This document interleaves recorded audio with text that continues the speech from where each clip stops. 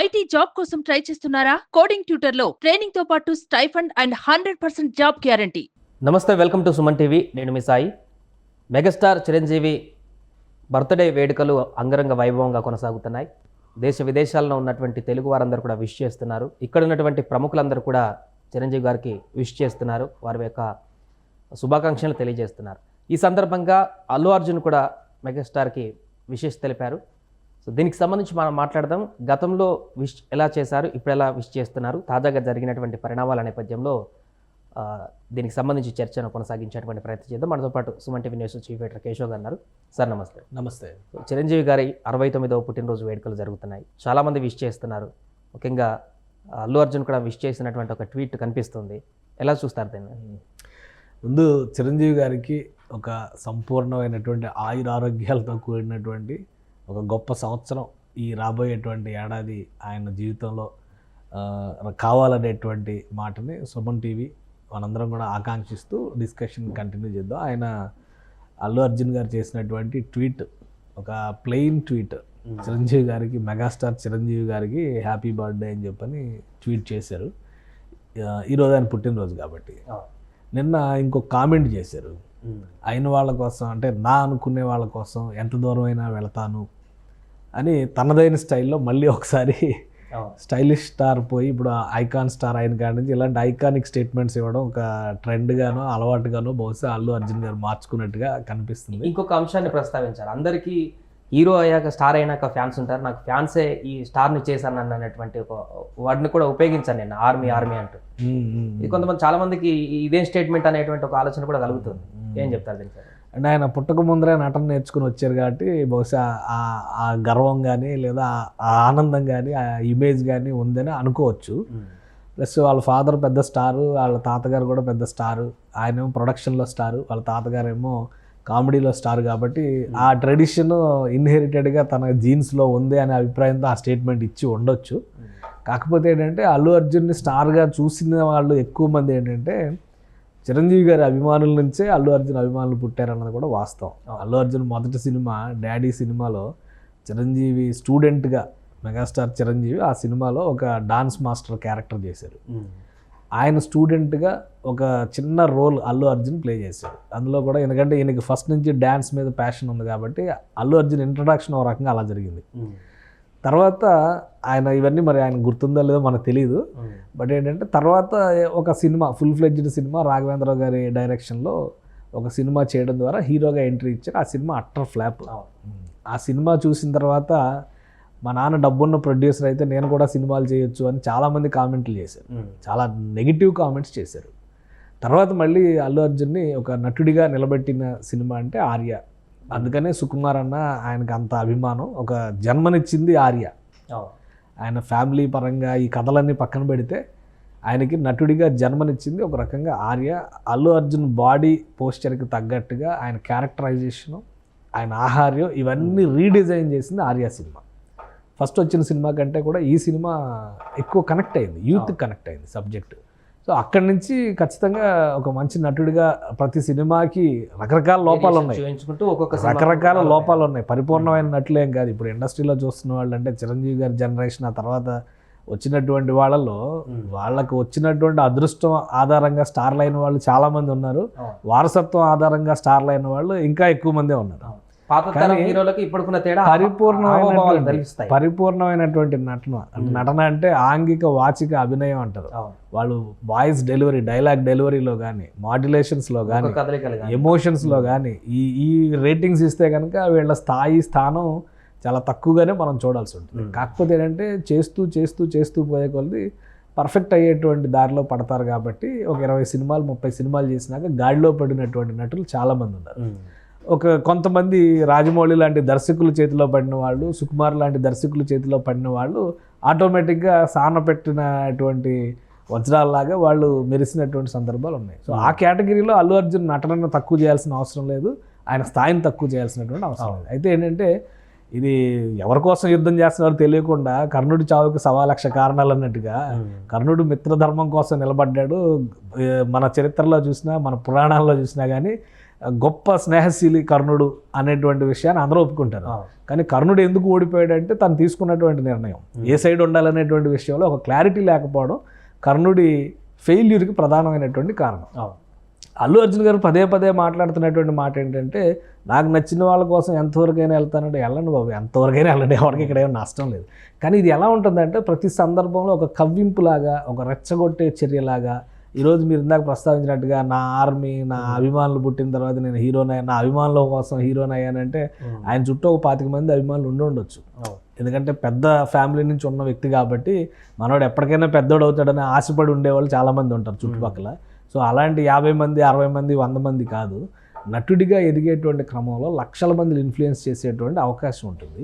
ఆ క్రమంలో ఏంటంటే అతను ఒప్పుకున్నా ఒప్పుకోకపోయినా మెగాస్టార్ చిరంజీవి ఇమేజ్ నుంచి, మెగా కాంపౌండ్ నుంచి వచ్చినటువంటి ఒక హీరోగా అల్లు అర్జున్కి క్రేజ్ అనేది మొదలైంది. చాలా సందర్భాల్లో తనే చెప్పాడు, చాలా ఈవెంట్లలో అసలు మెగాస్టార్ చిరంజీవి లేకుంటే నేను ఇక్కడ లేనే లేదు, ఆయన వేసిన రోడ్డు మీద మేము అంత ఉన్నామని చాలా సందర్భాల్లో చెప్పారు. ఇప్పుడు కూడా రోడ్డు మీదే ఉన్నాడు ఆయన.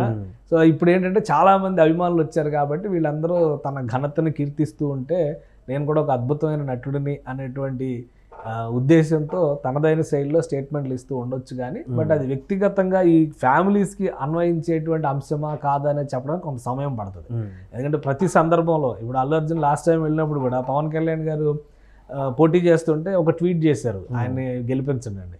మరుసటి రోజు ఎలక్షన్స్ లాస్ట్ డే సాయంత్రం మధ్యాహ్నం 3 గంటలకి ప్రత్యర్థింట్లో ఆయన దర్శనం ఇచ్చాడు. సో అక్కడికి వెళ్ళి ఏదో భోజనం చేస్తూ కులాసా కబుర్లు మాట్లాడుకున్నా బయటకు వస్తే ఒక రకంగా ఉండేది. మళ్ళీ ఆయన బయటకు వచ్చి మీడియా అందరినీ ఒక స్టేట్మెంట్ ఇచ్చారు, అందరికి ఒక స్టేట్మెంట్ ఇచ్చారు. నేను చాలా కష్టపడిన, ఇప్పుడు ఆయన కష్టపడి ఉంటే ఈయన చెప్తే ఓటేయరు జనాలు, కష్టపడి ఉంటే వాళ్ళు చెప్పకపోయినా ఓటేస్తారు. కానీ ఇప్పుడు ఓడిపోయాడు కదా, మరి అంటే ఆయన పని చేయలేదని అర్థమా, లేదా ఈయన మాట పని చేయలేదని అర్థమా? సో ఇక్కడ అనవసరమైన ఇష్యూస్లో కెరియర్ పీక్ స్టేజ్లో ఉన్నప్పుడు దాన్ని కెలుక్కుని ఏ విధంగా డెమాలిష్ చేసుకోవచ్చు అనడానికి కొన్ని ఉదాహరణలు మన లైవ్లో ఉన్నాయి. జూనియర్ ఎన్టీఆర్ ప్రస్తావన ఇక్కడ మనం తీసుకురావాలి ఒకసారి. ఎందుకంటే 2009 ఎలక్షన్స్లో ఆయన విస్తృతంగా క్యాంపెయిన్ చేశారు. అప్పటికే ఒక మంచి ఎదుగుతున్న నటుడు, పెద్ద స్టార్ ఏం కాదు. బట్ ఏంటంటే ఆ లెగసీ నుంచి, నందమూరి ఫ్యామిలీ లెగసీ నుంచి ఒక బలమైన కల్ట్ని డెవలప్ చేసుకొని అభిమాన గణాన్ని పోగేసుకొని మంచి నటుడిగా ఎదుగుతున్నటువంటి సందర్భంలో రాజకీయాల్లో వేలు పెట్టారు. అప్పుడు ఆంధ్రప్రదేశ్ రాజకీయాలు ఎలా ఉన్నాయి? చిరంజీవి ఒక పక్కన ప్రజారాజ్యం పార్టీ, జయప్రకాష్ నారాయణ ఇంకో పక్కన లోక్సత్తా పార్టీ, వైఎస్ రాజశేఖర్ రెడ్డి ఇంకో పక్క నుంచి చూస్తే కనుక కాంగ్రెస్ నుంచి సీఎంగా లీడ్ చేస్తున్నటువంటి వ్యక్తి, కేసీఆర్ గారు తెలంగాణలో ఒక బలమైనటువంటి శక్తి. ఆ సందర్భంలో ఈయన ఎక్కడి నుంచి ఉన్నాడు? తెలుగుదేశం పార్టీ పక్షాన్ని నిలబడి మాట్లాడే ప్రయత్నం చేశాడు. ఫలితం ఏమైనా వచ్చిందా? సో ఆయనకు ఒక రియలైజేషన్ మాత్రం వచ్చింది. ఆ అనుభవం తర్వాత ఏంటంటే ఇప్పుడు కాదు, మనకు రాజకీయాలకు ఇంకా సమయం ఉంది అని చెప్పి రాజకీయాల విషయంలో దూరంగా ఉన్నాడు. మహేష్ బాబు ఉన్నాడు, ఇప్పటికీ ఆయన ఎంత పెద్ద స్టార్ అయినా ఆ ఫ్యామిలీలో ఎంతమంది పొలిటికల్ కనెక్షన్స్ ఉన్నా కానీ రాజకీయాల గురించి నోరెత్తి మాట్లాడటం, ఎందుకంటే ఇప్పుడు నా పని సినిమాలు చేసుకోవడం అని చెప్పాడు. సో అలా ఉంటే హుందాగా గౌరవంగా ఉంటుంది. అవకాశం చిక్కిన చోటల్లా స్టేట్మెంట్లు ఇచ్చి నేను ఏదో మిత్రధర్మం పాటిస్తున్నాను అనుకుంటే కనుక గట్టిగా ఎదురుదెబ్బ తగిలే సందర్భం ఒకటి వస్తుంది. ఆ రోజు అబ్బా అంటావా, అయ్యా అంటావా, అమ్మ అంటావా అనేది అది వేరే రకంగా చూడాల్సి ఉంటుంది. ఇక్కడ సమస్య ఏమవుతుందంటే కావాలని చినికి గాలివారు చేసేటువంటి ప్రయత్నం జరుగుతున్నట్టుగా కనిపిస్తుంది. ఇప్పుడు ఒక చిన్న సినిమా ఏదో ప్రమోషన్ కోసం ఆయన వచ్చాడు. ఆ సినిమా స్థాయి గురించి సుకుమార్ గారు చాలా క్లియర్గా చెప్పారు. అల్లు అర్జున్ గారు రావడం వల్ల పెద్ద సినిమా అయిందని అయి ఉండొచ్చు. ఇప్పుడు ఆ ఇన్ఫ్లుయెన్స్ సినిమా మీద కూడా పడుతుంది. ఇప్పుడు రాజకీయపరమైనటువంటి ఇది పవన్ కళ్యాణ్ సినిమా వస్తే థియేటర్లకు వెళ్లకుండా, టికెట్లు సేల్ అవ్వకుండా ఆపేటువంటి రాజకీయాన్ని కూడా మనం చూసాం కదా. ఇప్పుడు ఇలాంటి ఎఫెక్ట్ వచ్చినప్పుడు ఏంటంటే ఒక వర్గమే పూర్తిగా ఆ సినిమాని బాయ్కాట్ చేసేటువంటి పరిస్థితి వస్తుంది. అనవసరమైనటువంటి రచ్చని అల్లు అర్జున్ గారు కొని తెచ్చుకుని ఇంట్లో పెట్టుకుంటున్నారు. ఆయన స్థాయికి తగ్గట్టుగా నటుడిగా ఇప్పుడు ఎవరూ ఊహించలేదు. గత 70 ఏళ్ల ఫిలిం ఇండస్ట్రీ చరిత్రలో దాదాపు 80 ఏళ్ళు 85 ఏళ్ళు అవుతుంది. అంత ఇండస్ట్రీ చరిత్రలో జాతీయ ఉత్తమ నటుడు అనేటువంటి ఒక అరుదైన గౌరవం అల్లు అర్జున్కి దక్కింది. సో ఆ తర్వాత నుంచి ఇంకా ఎక్కువ హుందాతనం అనేది పెరగాలి. ఒక రకంగా చిరంజీవి గారికి ఇది మొదటి పుట్టినరోజు. ఎలా అంటే పద్మవిభూషణ్ పురస్కారం అందుకున్న తర్వాత మొదటి పుట్టినరోజు ఆయన చేసుకున్నారు. తెలుగు సినిమా పరిశ్రమలో అక్కినేని నాగేశ్వరరావు గారి తర్వాత ఆ స్థాయిలో మళ్ళీ ఆ అవార్డు తీసుకుని ఇక్కడ పద్మవిభూషణ్ స్థాయిలో తెలుగులో, ఎందుకంటే ఒక అరుదైనటువంటి గౌరవం అది. అలాంటి సందర్భంలో ఒక ప్లెయిన్గా happy birthday to megastar Chiranjeevi అని ట్వీట్ చేశారు. ఇదే ఒక 2 ఏళ్ల క్రితం చూస్తే చిరంజీవి గారు ఫోటోలు పెట్టి ఇద్దరు కౌగిలించుకున్నటువంటి ఇమేజెస్ పెట్టి ఆయన ట్వీట్ చేసినటువంటి విధానం అంటే చిరంజీవి గారి మీద ఉన్నటువంటి ఎమోషనల్ కనెక్షన్ని ఎస్టాబ్లిష్ చేస్తుంది. ఇప్పుడు చేసింది జస్ట్ ఒక ప్లెయిన్ స్టేట్మెంట్ ఇచ్చినట్టుగా కనిపిస్తుంది. అంటే ఈ వేరియేషన్స్ జనాలు తెలిసిపోతాయి. అంటే ఇప్పుడు ఇష్యూ అయింది పవన్ కళ్యాణ్, ఒకవేళ అనుకుందాం పవన్ కళ్యాణ్ గారితో అల్లు అర్జున్కి ఏమైనా ఇష్యూ అయినా కూడా వాళ్ళ అభిమానం వీళ్ళ అభిమానులకైనా కూడా చిరంజీవి గారు ఎప్పుడు కూడా బయట మాట్లాడలేదు, ఏ స్టేట్మెంట్ లేదు, అందరితో సమానంగా అలానే ఉంటారు హుందాగా. సో ఆయన బర్త్డే విషయస్ కూడా పూర్తి స్థాయిలో చెప్పడానికి వెనకడుగు వేస్తున్నట్టు పెదాలతో చెప్పినట్టుగా ఉంది. ఇప్పుడు చేసినటువంటి ట్వీట్ పెదాలతో చెప్పినట్టుగా ఉంది. ఇప్పుడు చిరంజీవి గారు ఒక వేదిక పైన ఉంటే ఒక మంచి వాగ్దాటి కలిగినటువంటి గరికపాటి నరసింహారావు గారు ఇచ్చిన స్టేట్మెంట్ మనం చూసాం. ఇమీడియట్గా అక్కడ చిరంజీవి గారి రియాక్షన్ మనం చూసాం. మిగతా చోట్ల అంటే నటులు కాబట్టి బయటపడకుండా నటిస్తున్నారులే అని అనుకోవచ్చు, కానీ లైవ్లో అక్కడ ఆయన మాట్లాడిన దానికి ఇమీడియట్గా చిరంజీవి గారు తన అభిమానులందరినీ పక్కన పెట్టి నేరుగా గరికపాటి గారి దగ్గరికి వెళ్ళి ఆయనకి క్షమాపణలు చెప్పి ఆలింగనం చేసుకుని తన ఇంటికి ఆహ్వానం చేశారు ఆయన. చిరంజీవి గారు హుందాతనం అది. ఇప్పుడు చిరంజీవి గారు పుట్టినరోజుని దృష్టిలో పెట్టుకొని సెటైర్లు వేస్తేనో ఇంకో రకమైనటువంటి వ్యంగ్యాన్ని కామెడీని ప్రదర్శిస్తే ఏమైంది, రిటైర్మెంట్ దగ్గరకు వస్తుంది. కాబట్టి మనం దాని గురించి ఎక్కువ మాట్లాడాల్సిన అవసరం లేదు. ఒకటేంటంటే ఒక చిన్న సినిమాను ప్రమోట్ చేయాలనేది ఒక మంచి సంకల్పం. ఎందుకంటే పెద్ద పెద్ద సినిమాలు తీయడానికి సంవత్సరానికి ఒక సంవత్సరానికి కాదు 2-3 సంవత్సరాలకు ఒక సినిమా వస్తే చిన్న సినిమాలే కదా ఇండస్ట్రీని బతికించి. నిన్న జూనియర్ ఎన్టీఆర్ కూడా వాళ్ళ సంథింగ్ ఎవరో బ్రదర్ ఇన్ లా తీసినటువంటి మూవీ కూడా తను వచ్చి చాలా ఉందాగా నీట్గా 1-2 నిమిషాల్లో ప్రమోషన్ చేసినట్టుగా వెళ్ళిపోయారు. బట్ ఇక్కడ అల్లు అర్జున్ మాత్రం అంతకు మించి ఓవర్ ఎగ్జైట్ అయినట్టుగా అయితే కనిపించింది. అదే అనుభవం అయితే తత్వం బోధపడుతుంది అంటారు కదా. ఇందాకే జూనియర్ ఎన్టీఆర్ గురించి మనం ఒక ఉదాహరణ చెప్పాం. అందుకని ప్రస్తుతం జూనియర్ ఎన్టీఆర్ చంద్రబాబు నాయుడు గారు సతీమణి మీద కామెంట్స్ చేస్తే కూడా ఎంత రియాక్ట్ అవ్వాలో అంతవరకే రియాక్ట్ అయ్యి ఆయన తన పని తాను చేసుకుంటున్నట్టుగా చాలా వరకు రిజర్వ్డ్గా ఉన్నారు. సో అది వ్యక్తిగతంగా ఆయన కెరియర్ ఇంపార్టెంట్, రాజకీయాల్లోకి రావాలి. ఎందుకంటే ఇప్పుడు ఒక పీక్ స్టేజ్లో ఉన్నాడు జూనియర్ ఎన్టీఆర్ కూడా. ఒక రామ్ చరణ్ కానీ జూనియర్ ఎన్టీఆర్ కానీ ప్రభాస్ కానీ మొత్తం టోటల్ ఇండియన్ ఫిలిం ఇండస్ట్రీని డిసైడ్ చేసే స్థాయిలో ఇప్పుడు ఉన్నారు. అల్లు అర్జున్ ఈ ముగ్గురు తర్వాతే వస్తారు. ఈ ముగ్గురు కంటే పైన పుష్ప సినిమా ఒకటి హిట్ అయినంత మాత్రాన, జాతీయ స్థాయిలో ఐడెంటిటీ వచ్చినంత మాత్రాన ఆయన ఒక బ్రహ్మాండమైన సూపర్ స్టార్, కల్ట్ స్టార్ అనే పరిస్థితి అక్కడ లేదు. కానీ జూనియర్ ఎన్టీఆర్తో బాలీవుడ్ సినిమాలు చేస్తుంది, రామ్ చరణ్తో బాలీవుడ్ కాదు హాలీవుడ్ కూడా అగ్రిమెంట్లోకి వచ్చినటువంటి పరిస్థితి ఉంది. కాబట్టి అల్లు అర్జున్ గారి స్థాయి ఏంటి అనేది ఒక క్లారిటీ ఉంది, జనాలకి పబ్లిక్కి ఒక క్లారిటీ ఉంది.